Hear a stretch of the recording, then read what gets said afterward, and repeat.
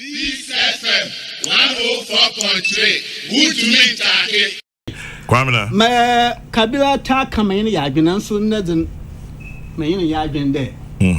Electoral Commission ba ka kakro ye wanta hona won ye na on my Bible quotation. Miss Onja mine and I am mum. Not at all. Okay. Kabila, see. Abatu fi e wo fa na e bibirmem abatu no man obo. Abatu asomichire. Yes sir. Sir Jumaku na edwuma ne hye honsem a wo hwe na wo toto aba e ma odo da oden. So bi ge yima de odi wanyim tutu fom aye ho de tamgo e ma se wanyira ho na ado amama manfo na ansasa Kabila obotu point bia adibiala wo bayen amafo de nyu abienbe no wo de hwe ho entima ene na so sade wo ye yi na kwadwa what was serious bia wa to nidin Kabila wo na say let the people by the no say was serious about ni nyina na what time meet the public what let the people know. Let the people know. Kwame oye wan sade do dem wo koda hwe se in communication ija ko hwa di bona chi amanfo no afa no e bade oye no kwa. This is the very precise thing former President Mahama and NDC are doing. So oye wan sade Electoral Commission Mame Adokwe Mensa oye wan sade dey ma papa Adokwe fa chen ye mi de Adokwe ejuma papa e ba ye emi ma sha so to aba fi 1992 ze man to bi o san 88 register na we you see na no e basa but fi 96 ma to aba Kwame na mo to 2020 me catch the 2020 mo kura me ndi be 2 minutes po systematic and orderly even in the face of COVID. That Ghana for a papan yentum yengina yen defend na obi da akohwi or true for money na do obi akohwi yira or true for money na do yenyim manokwa no so te Kwame wo sha abaton ase fi nonson. Your reporters were all over the entire country. Yes. Cham incident to a baby no beya eko ye wutu senya west na ko so say upper east so say upper west wo baby a crat ya what way na empower polling assistant what way so to o man payin opportunity defeat do Onu go kaso no he wutu senya west under no what under Georgia Kwame these were two incidents makai Bibia Cosmut abaton crop so yetu abani we madechi 8 adanchi na nwankasa all the videos are there nwankasa wa shase yen 140 something what the 147 40 something not retro o man paying that abakere marine or the marine asan baby o nananyim no ya asesa obebi on nananyim asesa obebi on chine ma asesa kra na hwene ma ntum hwe Kwame na the man bring na wankasa wo begina dodo nanyim na wo hye hon krofo there and see Miss Africa see e man wan fan tetem min tre Africa see dodo san Africa see obi obetin do beza akwhwe no papa en wankasa wo begina ka kire o ma muni na ka kire won krofo there constituency bit there Techiman South and Dr. Friye Dr. Kwekwe Friye no constituency say baby what yes say also and another constituency what about to go there I think the Nchira West what about to go there a man for be pedal what ball when you ask come no what you know and see what they were urging their supporters to mass up Kwame, we are in this country. Are we saying that in fact that party didn't do this, didn't say this? One yadam. And the dodon, one kofuna, dodona, what to punkum. Oh no, come on, I will see, and wouldn't have wasted that way. I will who some will see and my bill wash Hong Kong. They themselves urge their supporters to do that. And then one way them Kwame Wasa Wada Hong. Though I banner your twin, bill Hong Kong. How did that come about? Now, and some quick will be Kwame my answer. And that Monko man within no multi there.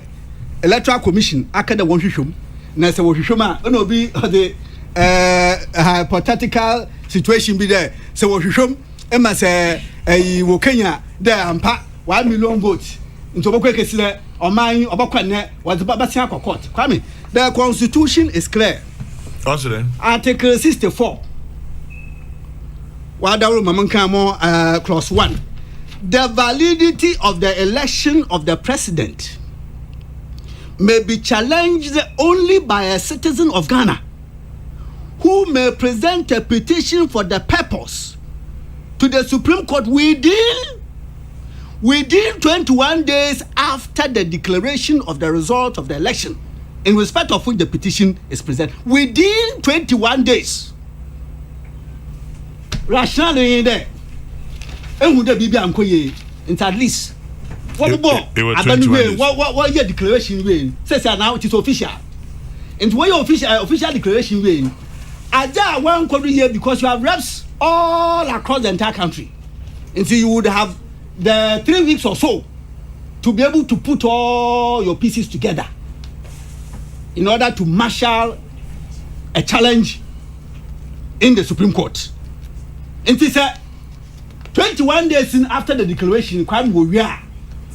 Adam I benson ababa we are eba kan abomi so bi wo assembly can so be mpem me kan bo bia yedi. That is what it is. Constitution wa wo framing why and endless litigation. Why and them nti them hypothetical question that wo kohwehwom ma bibia so wo kohwehwom ma se wo hu bibia. What that means is that in Bakuno Yen, he had engaged or he has engaged in crime. And so that leg will be prosecution in court. On yada Manobi, or Beckham, you beg Masama Supreme Court. Are you saying that within 21 days after the declaration, you did not have this evidence? You did not have it, you are worth your salt. You are worth a political party, a former president, that you had as many as 1 million starved in favor of your opponent. And that did not come to your attention the 21-day period. It didn't come to your attention to enable you put all of that together to go to the Supreme Court and challenge it. Yes, I mean, you know, soldier for so can be into no banner. President Mahama, former President Mahama, Kabila, the point that the Electoral Commission won't get a I disagree and I want to emphasize it. Shredani Oko Oti. Ohibia. We pray more on him now. Some in there. I mean, this is the heading. Gosmin there. Umbre so young, Mudra, and Tentaman and JJ. Heading on him, other outcome. On this on him, on ya, just a paramount chief. Or a paramount chief. As if Mahama won the 2020 elections, but it was shamefully stolen, chief. What? As a Mamaka, come on. Nana Kanawu. Chederi II, the chief of the Chala traditional area in the Oti region, has said the presidential candidate of the National Democratic Congress, John Mahama, won the 2020 general elections, but the polls were shamefully stolen for his opponent by the Electoral Commission. Kwame, so you see, on his crown poll, on him, I wonder, no man or yen, ni basis on my him, Obejinado, Adowo, Manana Siba. Ultimately, can't sort it up. On my him, he leads. Or your police agent. He leads a whole traditional area. On my him, and see, on yet all the other to the pump. Nabi also Kwame. Obiso, Nankasa, a free young player. Oka more synopsis. Asna, Mama never uttered those words. Kwame, Manka Mama. Or ya Nasama, Okakakan, only Mamaka come for more. Only. I say, this is Class FM online. Assembly. I say, former President John Mahama has said some 1 million extra ballot papers which were printed for the 2020 general elections were thumb printed. I take those words again. Me too. Former President John Mahama has said some 1 million extra ballot papers, which were printed for the 2020 general elections, were thumb printed in favor of the governing New Patriotic Party and stuffed during last year's polls. More than 1 million extra ballot papers were printed, which the EC claimed happened by mistake. But on the day of the elections, some of the more than 1 million extra ballot papers had already been secretly thumb-printed in favor of the MPP. Mahama alleged when he addressed the divisional chief of Prisia, Nana Ntebua Pra, recently as part of his thank you tour of the Western region.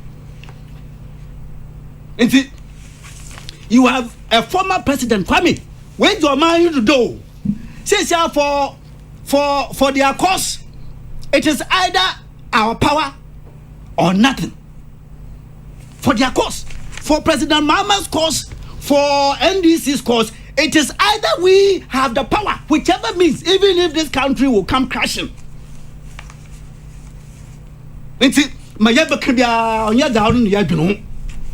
What he is doing has far-reaching implications on our democracy, on our future elections. What he is doing. Now he is putting his full soldiers. He's putting them on the alert.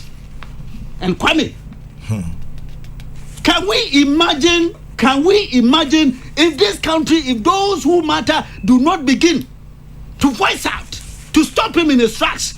Can we imagine the consequences after the 2024 elections, when indeed he loses again?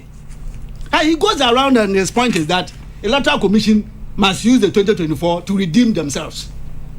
What kind of redemption is he talking about?